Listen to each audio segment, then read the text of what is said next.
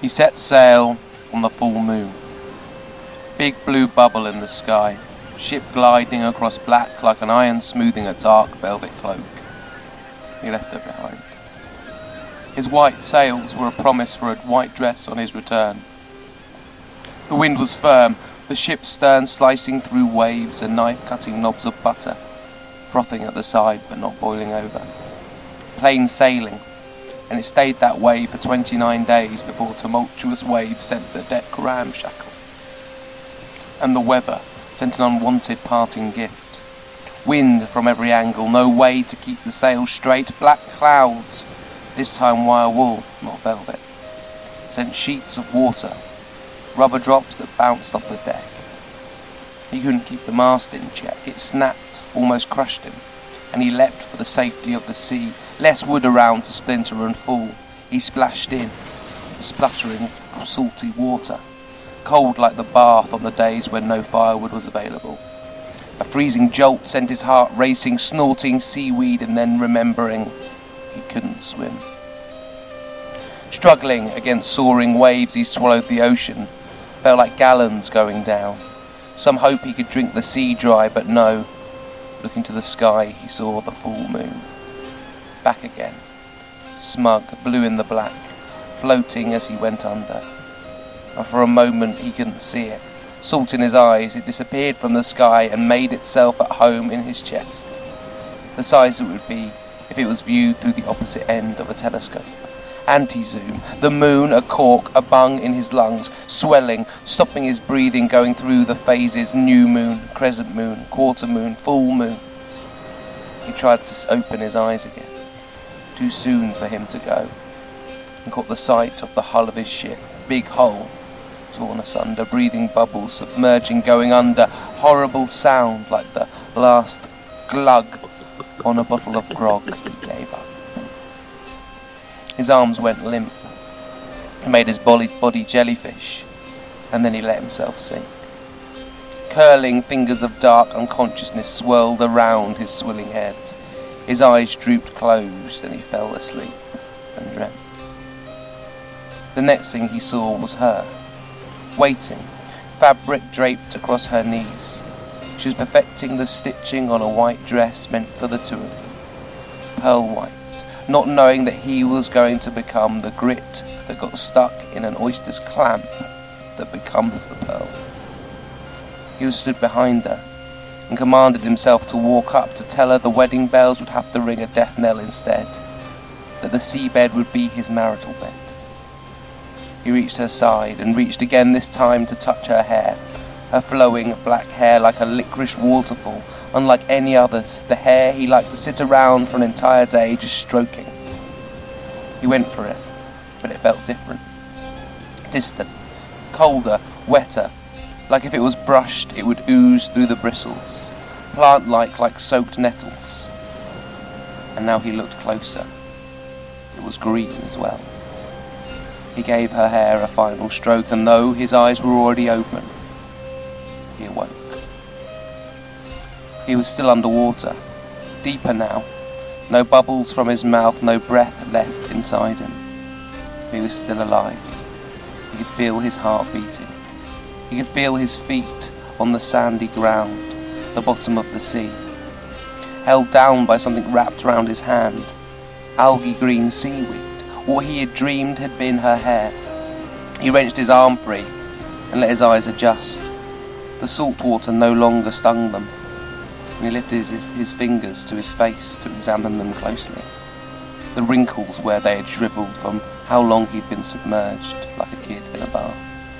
His pale palm puckered, oversaturated, and as his eyes got used to the dinge, he looked around him.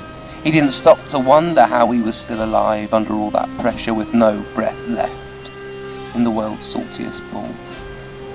But if he had, he'd have realised that he was invulnerable. It wasn't possible for him to die. It wasn't possible for him to drown. But he didn't care about that right now. He wanted to get back to her, so he needed to look around. And the first thing he saw of any note, just in the distance past the huge sea turtle, the everlasting lobsters, and the shoals of sharp-looking fish, was his boat. His ship, sitting on the ocean floor, the vast wooden prow sitting ugly and out of place like a whale in a tree. He needed to get over to it, see which way it was facing. He tried to swim over, but he still couldn't swim. There hadn't been any miracle that meant he had been taught the breaststroke or even a doggy paddle, so he decided to walk. More like wade. It seemed to take an age, grabbing onto rocks to propel him along. He felt he was a puppet being held down with strings underneath, slowed on an alien planet with twice the amount of gravity. It wasn't easy. But after 5 minutes he reached it, right at the hole in the side of his ship. He put his hand on the side. The wood already felt soft like slime, and he bashed it with an angry clenched fist and dislodged something from inside, a pair of his own trousers. Floating up, a spot of luck, because he knew before he'd taken them off he'd safely stowed his compass in the pocket. So he grabbed a leg and reeled them in, to check if it was still there, and slipped a gold case from inside the fabric, letting the rest of the trousers float away. He immediately clicked it open, hoping it would still work underwater, hoping he could plot a course to walk back home. By habit, he looked at which way the prow was facing, and down at the arrow which showed west. His ship had somehow turned completely around, and now faced homeward, the direction he was bound.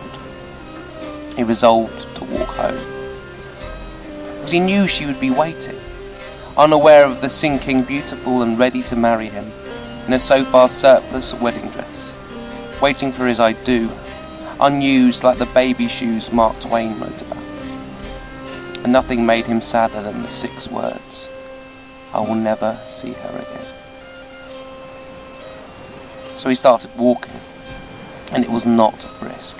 It wasn't a stroll, it was hard going. The first few weeks were the most grueling, him not being used to walking along the bottom of the sea. Every step felt tiny, like a pigeon with a tortoise's body.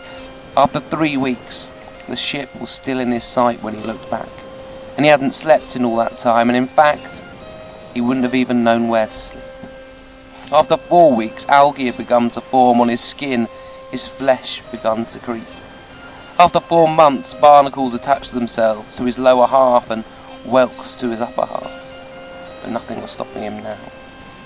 He couldn't see his ship anymore.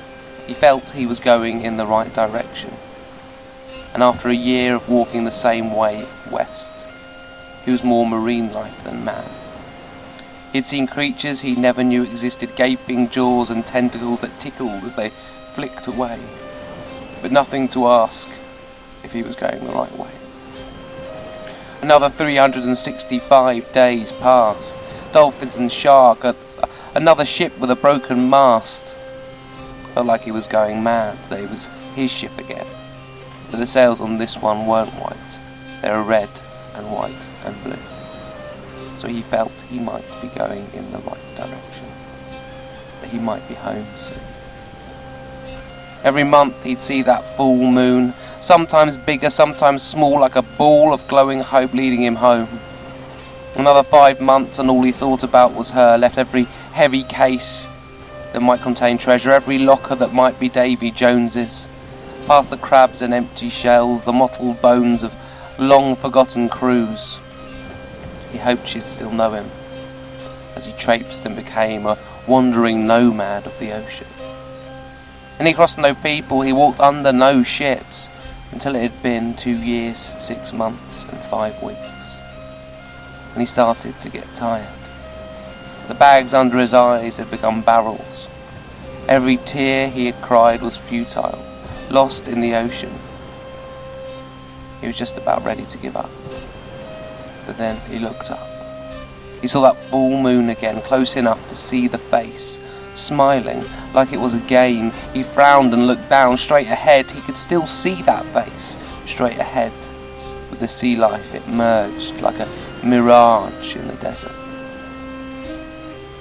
He closed his eyes, shook his head to get rid of the image that there was still someone straight ahead, walking the opposite direction to him along the seabed. After years of walking alone, there was finally another soul to talk to. He tried to walk faster, but it only slowed him down, dragging his arms back with momentum. But he was closer now. He could make out the shape of this someone else who couldn't drown, dragging their feet covered in algae, closer still, seaweed green in her black hair.